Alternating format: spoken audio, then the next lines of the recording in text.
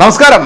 10 പൈസ 10 നയാ പൈസ ധർമ്മക്കാർക്ക് പോലും കൊടുക്കാത്ത വൃത്തികെട്ട ഒരു ഇനമാണ് ഈ നുസ്രത്ത് ജഹാൻ എന്ന് പറഞ്ഞ ഒരു സാധനം.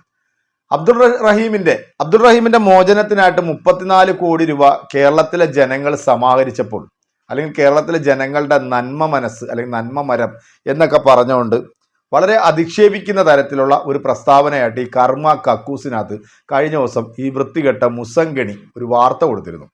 സത്യത്തിൽ ഇന്ന് രാവിലെ കണ്ട ഒരു വാർത്ത അതിലും വിഷമകരമായിട്ടുള്ള ഒരു വാർത്തയാണ്. ഈ 34 കോടി രൂപ കേരളത്തിലെ ജനങ്ങൾ സമാഹരിച്ച് കൊടുത്തപ്പോഴത്തേക്ക് അതിൻ്റെ 5% ഈ വാദിഭാഗം വക്കീലിന് കൊടുക്കണം എന്ന് പറഞ്ഞുകൊണ്ട് ഇപ്പം ഇദ്ദേഹത്തിൻ്റെ മോചനം ചെറിയ രീതിയിൽ തടസ്സപ്പെട്ട് നിൽക്കുകയാണ്. അത് വൈകും എന്ന് മാത്രമേ ഉള്ളൂ. കാരണം ഈ പൈസ സ്വീകരിക്കാൻ ആ കുടുംബം തയ്യാറാകുകയും അത് കൊടുക്കാനായിട്ട് ഇവർ തയ്യാറാകുകയും ചെയ്തിട്ടുള്ള എല്ലാ കരാറുകളും ഒപ്പിട്ടു. 2 വക്കീലും ഇവരുടെ സാന്നിധ്യത്തിൽ ഒപ്പിട്ടു എന്നുള്ളത് സത്യം തന്നെയാണ്. പക്ഷെ തുടർ നടപടികൾ അങ്ങോട്ട് പോകണം എന്നുണ്ടെങ്കിൽ ഈ പറയുന്ന 1,66,00,000 രൂപ ഈ വാദിഭാഗം വക്കീലിന് ഇപ്പോൾ കൊടുക്കണമെന്നുള്ളൊരു പുതിയ വാർത്തയും കൂടെ ഈ കൂട്ടത്തിൽ വരുന്നുണ്ട്. അതൊന്ന് ഞാൻ ഓർമ്മിപ്പിച്ചു എന്ന് മാത്രമേ ഉള്ളൂ. എന്തായാലും മോചനം അതുണ്ടാകുമെന്നുള്ള കാര്യത്തിൽ യാതൊരു സംശയമില്ല. 34 കോടി രൂപ കൊടുക്കാമെങ്കിൽ ആ 1,66,00,000 രൂപ കൊടുക്കാനൊന്നും വലിയ പാടല്ല മലയാളികൾക്ക് എന്നുള്ളത് മനസ്സിലാക്കുക. എന്താണെങ്കിലും പ്രിയപ്പെട്ടവരെ, ഈ കേരളത്തിലെ ജനങ്ങൾ ഈ 34 കോടി രൂപ ഈ പറയുന്ന ഒരു യുവാവിന് വേണ്ടി സമാഹരിച്ചപ്പോഴത്തേക്ക് ആ പണം എങ്ങോട്ടാണ് പോകുന്നത്, ആ പണം ഏത് ട്രസ്റ്റിലേക്കാണ് പോകുന്നത്, അല്ലെങ്കിൽ അത് എന്തിനു വേണ്ടിയാണ് വിനിയോഗിക്കുന്നതൊക്കെ ചോദിക്കാൻ ഇവക്കൊക്കെ എന്ത് ധാർമ്മികതയുള്ളത്? അല്ലെങ്കിൽ ഇവരൊക്കെ ആരാണ് ഇവരെയൊക്കെ ബോധ്യപ്പെടുത്താൻ? അത് നമുക്കും ജനങ്ങൾക്കും അറിയണം പോലും. ഇവളൊക്കെ എന്തിനാണ് അറിയുന്നതൊക്കെ? കാരണം 10 പൈസ ധർമ്മക്കാർക്ക് പോലും കൊടുക്കാത്ത, അല്ലെങ്കിൽ ഈ പറയുന്ന യുവാവിന് വേണ്ടി 1 രൂപ പോലും മുടക്കാത്ത സംഘികളും കൃസംഘികളും, കാരണം ഇവന്മാരാരും ഇത് കൊടുത്തിട്ടില്ല. നാനാജാതിപ്പെട്ട നല്ലവരായിട്ടുള്ള പൊതുസമൂഹം നൽകിയ പണമാണ് ഈ 34 കോടി രൂപ. ഈ 34 കോടി രൂപ സമാഹരിച്ചപ്പോഴത്തേക്ക് തന്നെ ഇവരൊക്കെ കിളി പറന്നു എന്നുള്ളതാണ്. എന്തായാലും ഇന്ത്യ ഭരിക്കുന്നത് BJP ആണ്. ഇന്ത്യയുടെ അംബാസഡർമാരാണ് ഈ പറയുന്ന വിദേശ രാജ്യങ്ങളിൽ ജോലി ചെയ്യുന്നത്. ഒരു ചെറിയൊരു കാര്യം കൂടെ ഒന്ന് പറഞ്ഞു പോകാം. കഴിഞ്ഞ ഏതാണ്ട് മാസങ്ങൾക്ക് മുമ്പായിരുന്നല്ലോ ഖത്തറിൽ 9ഓളം വരുന്ന ഇന്ത്യൻ സേന അംഗങ്ങൾ അവിടുത്തെ രാജ്യദ്രോഹ പ്രവർത്തനം നടത്തിയതിൻ്റെ പേരിൽ അറസ്റ്റ് ചെയ്യപ്പെടുകയും അവരെ വധശിക്ഷയ്ക്ക് വിധിക്കുകയും ശ്രമിച്ചപ്പോൾ ഇന്ത്യ ഇടപെട്ടുകൊണ്ട് അവരെ തിരിച്ച് നാട്ടിലേക്ക് എത്തിച്ചിട്ടുള്ള അത്രയും പവർഫുൾ ആയിട്ടുള്ള ഒരു പ്രധാനമന്ത്രി ഭരിക്കുന്ന നമ്മുടെ രാജ്യത്ത് എന്തുകൊണ്ട് ഇതുപോലെ സാധാരണക്കാരായിട്ടുള്ള ജനങ്ങൾ ഒരുപാട് പേരുണ്ട്, നിരപരാധികളുണ്ട്, ഒരുപക്ഷെ ചിലപ്പോൾ കുറ്റം ചെയ്തിട്ടുള്ള ആൾക്കാരുണ്ടാകാം, അവരെ വെറുതെ വിടാൻ അവിടുത്തെ നിയമവും കുടുംബങ്ങൾ തയ്യാറായിട്ടുള്ളവരുണ്ട്. എന്തുകൊണ്ട് ഒരാളെ പോലും കൊണ്ടുവരാൻ ഇന്നേ വരെ ഈ സർക്കാർ ശ്രമിച്ചിട്ടില്ല? 1 രൂപ, അതായത് 1 രൂപ പോലും പിച്ചക്കാരന് പോലും കൊടുക്കാത്ത ഈ കൃസംഗിയും മുസംഗിയും അതുപോലെ തന്നെ ഈ സംഘികൾക്കും എന്ത് യോഗ്യതയുണ്ട് വന്നിരുന്നുകൊണ്ട് ഈ 34 കോടി രൂപ എങ്ങോട്ടാണ് പോയത്, 34 കോടി രൂപ ആറ് അക്കൗണ്ടിൽ തള്ളി എന്നൊക്കെ ചോദിക്കാൻ എന്ത് ധാർമ്മികതയുള്ളത്? കേരളത്തിലെ ജനങ്ങളെ അപമാനിക്കുകയും കേരളത്തിലെ ജനങ്ങളുടെ നന്മയെ ചോദ്യം ചെയ്തിട്ടുള്ള ഇതുപോലുള്ള കുലം മുടിക്കുന്ന കുലസ്ത്രീകൾ ഈ നാടിന് തന്നെ ശാപമാണ് എന്ന് മാത്രമേ എനിക്ക് പറയാൻ പറ്റത്തുള്ളൂ. എന്തായാലും പ്രിയപ്പെട്ട പ്രേക്ഷകരെ, ആ വീഡിയോ മുഴുവനായിട്ട് നിങ്ങളൊന്ന് കണ്ടു നോക്കിയിട്ട് ഇതിനുള്ള മറുപടി നിങ്ങൾ തന്നെ കൃത്യമായിട്ട് കൊടുക്കുക. നമുക്ക് ആ വീഡിയോ ഒന്ന് കണ്ടു നോക്കാം. നന്മ മരങ്ങളെ കൊണ്ട് നിറഞ്ഞ ഒരു നാടായി നമ്മുടെ ഗോഡ്സ് ഓൺ കൺട്രി കേരളം. അപ്പോൾ സഹായം, മറ്റുള്ളവരെ ബുദ്ധിമുട്ടിയവനെ സഹായിക്കുക, നന്മ ചെയ്യുക എന്നുള്ള മലയാളികളുടെ ഒരു വീക്ക്നെസ്സാണ്. ആ വീക്ക്നെസ്സിനെ മുതലെടുത്തുകൊണ്ടാണ് ഇന്നിപ്പോ ഈ നന്മ മരങ്ങളെല്ലാം വന്ന് പല കാര്യങ്ങളും ചെയ്തുകൊണ്ടിരിക്കുന്നത്. പലതിനും നമ്മൾ പലതും കേട്ടു. പാവപ്പെട്ട ഒന്നുമില്ലാത്തവൻ, ഒരു പണിയില്ലാത്തവൻ കോടീശ്വരന്മാരാവുന്നത് ഈ നന്മ മരങ്ങളിൽ നമ്മൾ കാണണം. ഇവരെ നെഞ്ഞത്തടിച്ചുകൊണ്ടും കരഞ്ഞുകൊണ്ടൊക്കെ ഉള്ള വീഡിയോസ് ചെയ്യും. പണം വരും. എവിടുന്ന് പണം വരുന്നതെന്നുള്ളതെന്നൊക്കെ ചോദിച്ചാൽ ആ ചോദ്യത്തിനൊന്നും ഉത്തരമില്ല. കൂടുതൽ അതിലേക്ക് പോകുന്നില്ല. അബ്ദുൾ റഹീം, റിയാദിൽ തൂക്കിക്കൊല്ലാൻ വിധിച്ച അബ്ദുൾ റഹീമിന് വേണ്ടി 34 കോടി കളക്ട് ചെയ്തത് ഏത് ട്രസ്റ്റിലാണ്, എവിടേക്കാണ് നിങ്ങൾ കൈമാറുന്നത് എന്നുള്ള ഒരു വീഡിയോയിൽ ഞാൻ ചോദിച്ചപ്പോൾ നിങ്ങളൊക്കെ കണ്ടിട്ടുണ്ടാവും. ഞാൻ കേൾക്കാത്ത പരാതികളില്ല. പിന്നെ അച്ചടി ഭാഷയിലുള്ള എല്ലാ തെറികളും എന്നെ വിളിക്കുന്നതുകൊണ്ട് ഞാൻ അതൊന്നും കാര്യമാക്കുന്ന ആളല്ല.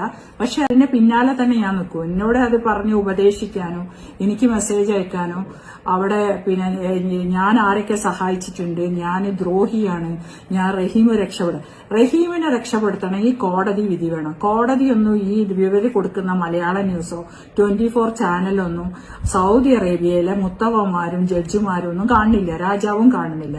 ഇവരതിലൂടെയാണ് നമ്മളോട് അത് കൊളാക്കരുത് പറഞ്ഞ് മറുപടി അറിയണേ. എന്താ മലയാളം ന്യൂസ് ഒക്കെ നമുക്ക് അയച്ചു തരുന്നത്. അവിടെ ഇത് ചെയ്ത് അപ്പൊ അബ്ദുൽ റഹീമിന്റെ എങ്ങനെയാ ഇങ്ങനെ ഇവരെ വെള്ളം പൂശാൻ വേണ്ടി.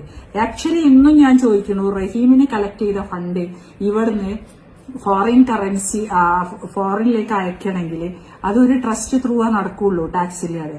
അബ്ദുൾ റഹീം ട്രസ്റ്റ് എന്ന് പറയുന്ന 6 മാസം മുമ്പ് മാത്രം ഉണ്ടാക്കിയൊരു ട്രസ്റ്റ്. ആ ട്രസ്റ്റിൽ ഇത്രയധികം എമൗണ്ട് പണം പറ്റൂല. അപ്പൊ ഇത് ഏത് ട്രസ്റ്റിൽ വാങ്ങിയെന്ന് അറിയാനുള്ള കാര്യം നമ്മൾക്ക് മലയാളികൾക്കുണ്ട്.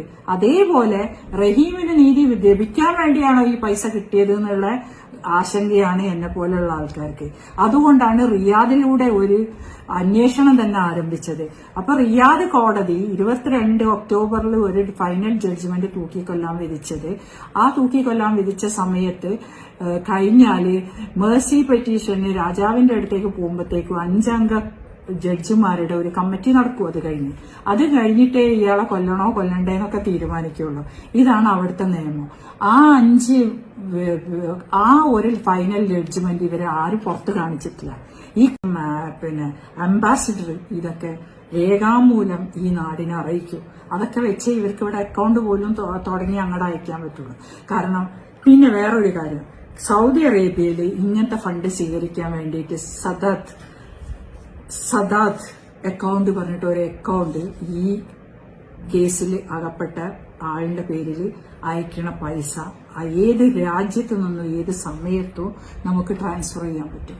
ആ ഒരു അക്കൗണ്ടിൽ എത്ര പൈസ ഉണ്ട്, ആരയച്ചെന്നുള്ളത് ഒക്കെ കണക്ട് ഉണ്ടാവും. പക്ഷെ അങ്ങനെ ഒരു അക്കൗണ്ട് ഇന്ന് വരെ സദാത്ത് അക്കൗണ്ട് സൗദി അറേബ്യയിൽ തുടങ്ങിയിട്ടില്ല. നാട്ടിലെത്തിയ ഒരു നസീർ എന്ന് പറഞ്ഞ ഒരാളെ പറ്റി നമ്മൾ പറയുന്നുണ്ട്. അയാൾ എങ്ങനെ എത്തിയ കഥ അതൊരു വലിയ എപ്പിസോഡാണ്. ഈ നന്മ മരങ്ങളൊന്നും ഈ 10 കൊല്ലം വരെ എവിടെയായിരുന്നു? ഇത് വലിയൊരു ചോദ്യമാണ്. പിന്നെ 4 അറബ് ന്യൂസ് എന്ന് പറഞ്ഞാല് നമ്മളെ മനോരമൊക്കെ പോലത്തെ ഒരു ന്യൂസാണ്. അപ്പോ അതിൽ വന്നത് ഈ ഓട്ടിസം ബാധിച്ച ഒരു പയ്യനായിരുന്നു ഈ അനസ് എന്ന് പറയുന്ന ഒരു കാർ റേസർ ആയിരുന്നു. അവന്റെ ചെറുപ്രായത്തിൽ തന്നെ ഏറ്റവും വലിയ റെക്കോർഡ് ഉണ്ടാക്കിയിരുന്ന ഒരു കാർ റേസർ ആയിരുന്നു ഈ അനസ് ഒരു ആക്സിഡന്റിൽ പെട്ട് ഇങ്ങനെ സ്വാധീനം നഷ്ടപ്പെട്ട് ഒരു കൊല്ലത്തിനകമാണ് ഈ അബ്ദുൾ റഹീം അവിടെ ഡ്രൈവറായി എത്തുന്നതും. ഈ അബ്ദുൾ റഹീമിനെ ഇയാളെ പുറത്തു കൊണ്ടുപോകാൻ ഏൽപ്പിച്ചപ്പോ ആ കൂടെ ഒരു നേഴ്സിനെ ഇത്രയും മെഡിസിനൊക്കെ കൊടുക്കാൻ വേണ്ടി കഴുത്തിലിട്ട് ട്യൂബാണ് പൊട്ടിപ്പോയത്. ആ ട്യൂബിന്റെ ക്യാപ്പാണ് റഹീം അടിച്ചപ്പോൾ പൊട്ടിപ്പോയത്. അപ്പൊ അതുപോലും മനസ്സിലാക്കി കൊടുക്കാണ്ട് ഈ കൂടത്തില് ഒരു നേഴ്സ് ഇല്ലാതെയും ട്രാവൽ ചെയ്യാൻ പോയത് തന്നെ തെറ്റാ. ഇത് മാത്രം മതി ഒരു വക്കീൽ ഉണ്ടായിരുന്നെങ്കിൽ റഹീമിനെ നമുക്ക് രക്ഷപ്പെടുത്താം.